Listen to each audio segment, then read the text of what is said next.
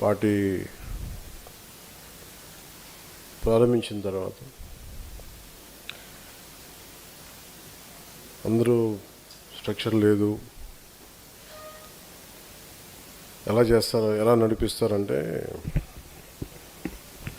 మన దగ్గర ఉన్నది ఆ రోజున మీ అందరి ఒక వైల్డ్ అభిమానం, అంతే ఇష్టం.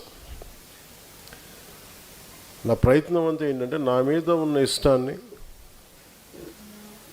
నా మీద ఉన్న ప్రేమని, లేదంటే నా ఆలోచన విధాన్ని నచ్చిన మీకు నా మీద ఉన్న ఇష్టాన్ని, నా మీద ఉన్న ప్రేమని, నా కోసం మీరు నిలబడే విధానాన్ని అది దేశం వైపు, సమాజం వైపు, మన రాష్ట్ర అభివృద్ధి వైపు నడిపించాలనుకున్నాను. నా కోరిక అదొక్కటే. ఇదే రాజమండ్రిలో ఒక 10 సంవత్సరాల క్రితం వస్తే మన జన సైనికులందరూ బైకులు తీసుకొని సైలెన్సర్లు పీకేసి సౌండ్లు చేసేవాళ్ళు. అంత రా ఎనర్జీ ఉండేది. అలాంటి వాళ్ళు ఇప్పుడు ఎవరు లేరు ఇక్కడ. వాళ్ళు ఇప్పుడు ఎంత డిసిప్లిన్గా అయిపోయారంటే ఇక్కడికి పి గన్నవరంలో ఒక కార్పెంటర్ పనిచేస్తూ, ఈరోజు మీటింగ్లో లేకపోయినా మన మాగాపు వీర్రాజు గారు వడ్రంగి పనిచేస్తూ 160 మంది మెంబర్షిప్ చేయించారు. అలాగే ఒక ఎలక్ట్రీషియన్ పని చేసుకుంటూ చింతపల్లి సంతోష్ గారు అమలాపురం 200 మంది సభ్యులను చేశారు. ట్యాక్సీ నడుపుకుంటూ తుమ్మల కిషోర్ తాడేపల్లిగూడెం 280 చేశారు. అలాగే ఈ మీటింగ్లో అంటే అందరి పేర్లు గుర్తిస్తూనే కొద్ది పేర్ల గురించి చెప్తాను. ముక్కా రాంబాబు రాజానగర్ నుంచి 298 మెంబర్షిప్. ముచ్చకర్ల అప్పారావు గారు రాజమండ్రి రూరల్ 252. ముమ్మిడి భాగ్యలక్ష్మి గారు రాజమండ్రి సిటీ. మీరు ఉన్నారమ్మా ఇక్కడ? ఎక్కడ గొంతు మీరా అంత దూరం వెళ్ళిపోయారండి. రాజమండ్రి 224. ఆడూరు రాజేష్ నిడతవలు 280. ఉప్పులూరి శివ కొవ్వూరు 224. చాపల రామారావు గారు గోపాలపురం 281. కొండేటి విజయకుమారి గారు తణుకు 288. మీరా ఎక్కడ? నమస్కారం. రమణి చిన్నారి నర్సాపురం 221. బొజ్జాల్ లోవారాజు గారు పిఠాపురం 281.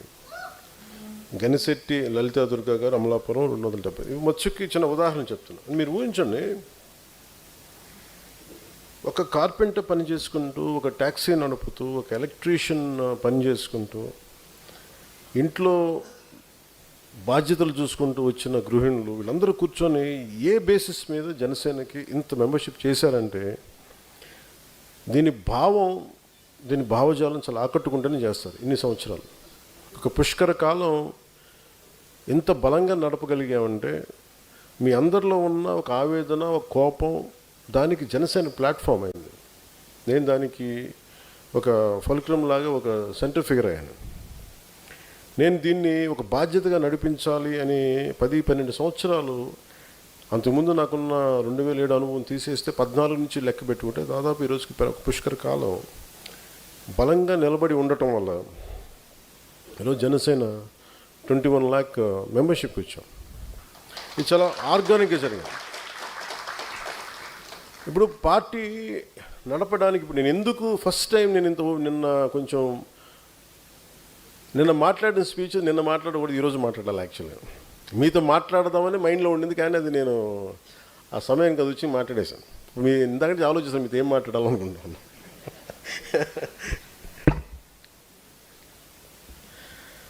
నాకు ఎంత ఇష్టం, ఎంత ప్రేమ లేకపోతే నా దేశం మీద కానీ, మన నేల మీద కానీ, మన సగటు మనిషి ఎంత బాగుండాలని కోరిక లేకపోతే ఇంత రాను కదా, ఇంత ఒత్తిడి తీసుకొని కదా, అవసరమే ఉంది. చాలామందిలో సుఖంగా ఉండొచ్చు, బతికేయచ్చు. నేను చాలా సుఖవంతమైన పొజిషన్లో ఉన్నాను. యాక్చువల్ చెప్పాలి, నేను నాలో జీవితంలో ఎప్పుడు లేని కష్టాలు తెచ్చుకున్నాను. నేను మా అమ్మ తిట్టేది. మా అమ్మ తిట్టి కూడా అలసిపోయింది. ఆవిడ కూడా పెద్ద ఆవిడ అయిపోయింది. నువ్వు లేని కష్టాలను తెచ్చుకుంటారా, ఉన్నది సరిపోయి నీకు అంటున్నాను. ఇది ఎందుకంటే నేను నిజంగా చాలామంది నిస్సహాయాలను చూసి ఈరోజు రాజమండ్రిలో మీరు చూశారు, ఎన్ని రివ్యూ మీటింగ్లు చేస్తూ ఉన్నాం. దాదాపు రాజమండ్రిలో ఉన్న 65% మురుగునీరు గోదావరిలో కలిసిపోతుంది. గోదావరి పాడుతూ ఉంటుంది, ఫోటోలకు బాగుంటుంది, కానీ ఆ కలుషితం ఎంత ఇబ్బంది పెడుతుంది. దాన్ని ఎప్పటికప్పుడు ఇమీడియట్ బెనిఫిట్స్ కోసం ఈ మధ్యన గౌరవ ముఖ్యమంత్రి గారు మాట్లాడింది, ముగ్గురు నలుగురు పిల్లల్ని కనాలి ఒక్కొక్కళ్ళని మాట్లాడుతున్నప్పుడు ఆయన ఆలోచన ఏంటంటే భవిష్యత్తులో పాపులేషన్ తగ్గిపోద్ది, అప్పుడు ఇబ్బంది అవుతుంది అభివృద్ధికి. ఏదో ఆయన గణాంకాలు ప్రకారం ఆయన చెప్తే నాకు ఒకటి అనిపించింది, భవిష్యత్తుకి ఆరోగ్యకరమైన వాతావరణం ఇవ్వడం కూడా మన బాధ్యత కదా అనిపించింది. పిల్లల్ని కనేస్తారు, కనిపించే విషయమో కానీ. సో నా వంతుగా నేను ఏం చేశానంటే ఈరోజు కూర్చోబెట్టి, అంటే 8 అంటే ఎంత అధికార యంత్రాంగం అందరూ కూర్చొని 8,000 కోట్ల పైచిలకు పుష్కరాలకు అవుద్ది. ఆ దాంట్లో ఏ నదిలో అయితే స్నానం చేయాలో ఆ నదిలో 70% 65 నుంచి 70% మురుగునీరంతా, లక్షల మంది వాడే మురుగునీరంతా గోదావరిలో కలిపేస్తుంటే దానికి బడ్జెట్ లేదు అసలు. ఎంతసేపు రోడ్లు, ఘాట్లు, లేదంటే మన మిగతా అన్ని చూశారు కానీ ఎక్కడ కనిపించలే. సో ఆ గ్యాప్ ఉంది చూసారా. ఇప్పుడు సగటు ఏంటి, ఎవ్వరు మామూలుగా వీళ్ళల్లో మాట్లాడుకుంటారు, బయటికి మాట్లాడుకోరు. ఏది పొలిటికల్లో దీనివల్ల బెనిఫిట్ ఉండదు, డివిడెండ్ ఉండదు దీంట్లో. అందరూ వదిలేసింది పట్టుకోవటమే జనసేన ప్రత్యేకత. చూడకపోతే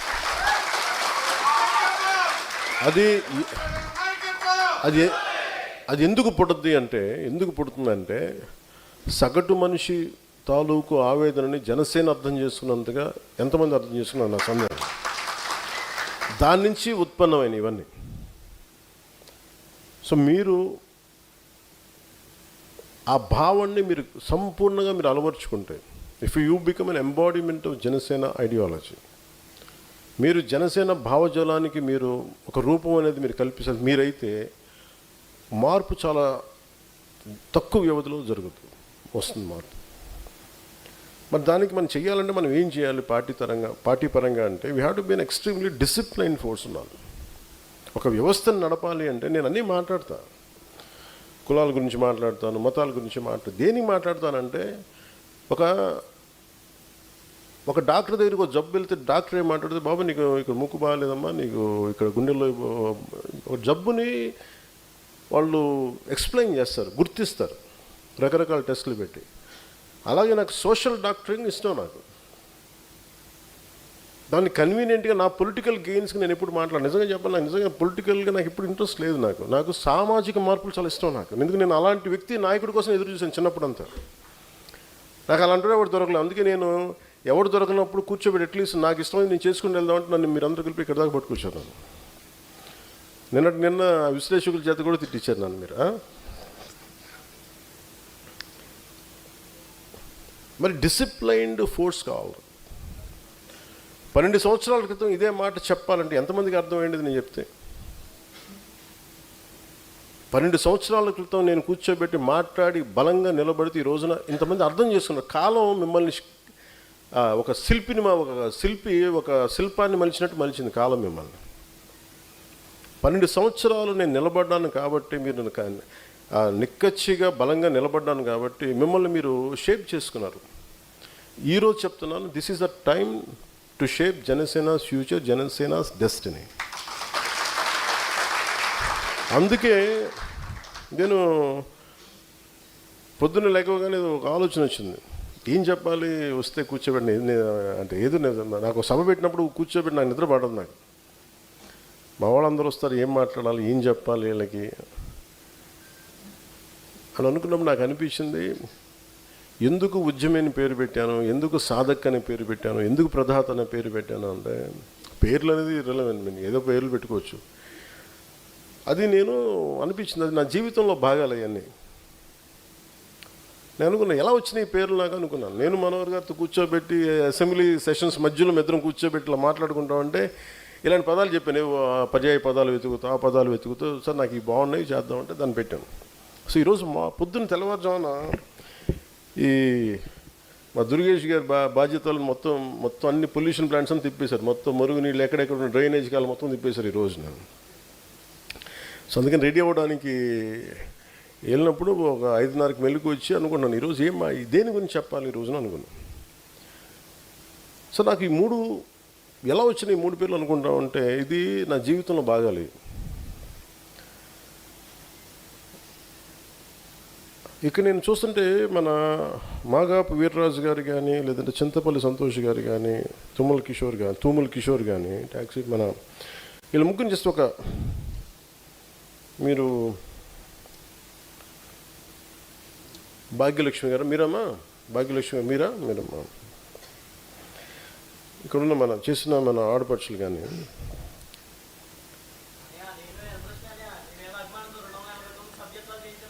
నీ పేరు నేను మర్చిపోలేదు, అందుకనే కదా పిలిచింది. అందుకనే కదా ఉన్నావు. నేనేం చెప్పానంటే నాకు వేల సంఖ్య అవసరం లేదు, 10 మంది ఆర్గానిక్ చేసి నాకు వాళ్ళు కావాలి. ఇది ఎందుకు చెప్పానంటే మార్నింగ్ లేచినప్పుడు ఎందుకు చెప్తున్నానంటే నేను అందరిని ఇండివిజువల్ గుర్తిస్తాను. నేను నాకు ఇలా కాదు, మన దగ్గర దాదాపు 20,000 మంది ఈ సాధక్ డ్రైవ్ చేసిన సాధకులుగా ఉన్నారు. సో నేను వివరిస్తాను ఎందుకు మీరు సాధక్ అనే పదం ఇవన్నీ. మనం ఒక అవగాహన ఉన్నప్పుడు, ఒక నేసెంట్ స్టేజ్లో ఉన్నప్పుడు, లేదంటే మనం ఎదుగుతున్న పరిణామ దశలో ఉన్నప్పుడు, సమాజాన్ని చూస్తున్నప్పుడు ఒక చిన్న కోపం వస్తాయి. ఒక అన్యాయం చూసినప్పుడు, ఒక మురుగు నీటిని శుద్ధి చేయకుండా కాలంలోకి వదిలేసినప్పుడు, తాగే నీళ్లు కలుషితం అయిపోతుంది. సగటు మనిషికి ఒక వ్యక్తికి చిన్నపిల్లడు కోపం వస్తుంది. ఎవరి మీద కోపం చూపించాలో తెలియదు, కానీ అన్యాయం జరుగుతుంది తెలుస్తుంది. అది కొద్దిగా ముందుకెళ్తే అది ఒక ఉద్యమకారుడి రూపం వస్తుంది. దాన్ని ఉద్యమిస్తాడు, దానికి ఏది వాళ్ళతో మాట్లాడటం లేదంటే ముందుకెళ్ళడం. కానీ దానిని కొన్ని సంవత్సరాల పాటు పట్టుకుంటే ఒక సాధకుడిగా మారుతాడు. సాధకుడు అనేది స్పిరిచువల్ వర్డ్, యాక్చువల్గా పొలిటికల్ వర్డ్ కాదు. సాధక్ అంటే ఒక సాధన చేసేవాడు, స్పిరిచువల్ సాధన చేసేవాడు సాధక్ అంటే. నేను రాజకీయాలని స్పిరిచువల్ సాధనగా పెట్టుకున్నాను. ఎందుకంటే నేను వెళ్ళిపోయి నేను కూర్చోబెట్టి యోగాలు చేసుకుంటూ ఇవన్నీ పెట్టుకుంటూ నేను చాలా సుఖంగా ఉండిపోవచ్చు. నాకు యోగ సాధనలో కూడా స్వార్థమే కనిపించింది. నాకు ఆ యోగ సాధనని వదిలేసి రాజకీయాలు నా యోగ సాధనగా పెట్టుకున్నాను నేను. సో అందుకు నా జీవితం ఉద్యమించే వ్యక్తి ఆలోచన విధానం నుంచి సాధకుడిగా మారింది. సాధకుడిగా ఒక 12 సంవత్సరాలు నలిగిన తర్వాత, సాధకుడు ముందు ఉద్యమించాను, చాలా సంవత్సరాలు మాట్లాడాను, ఇదేదో సినిమాలో చెప్పాను, కొంత పాలిటిక్స్ చేశాను, కొంత అప్పుడు కొన్ని రాజకీయ ప్రస్థానం చేశాను, ఉద్యమించాను. ఒక 12 సంవత్సరాలు సాధకుడిగా నలిగాను. ఇప్పుడు నాకు ఈ పరిస్థితి ఏముందంటే నేను ఇవ్వగలను, నా అనుభవాన్ని ఇవ్వగలను, ప్రదాత, నా డబ్బులు ఇవ్వగలను, నేను కొంతమంది బాధ్యతలు పంచుకోగలను,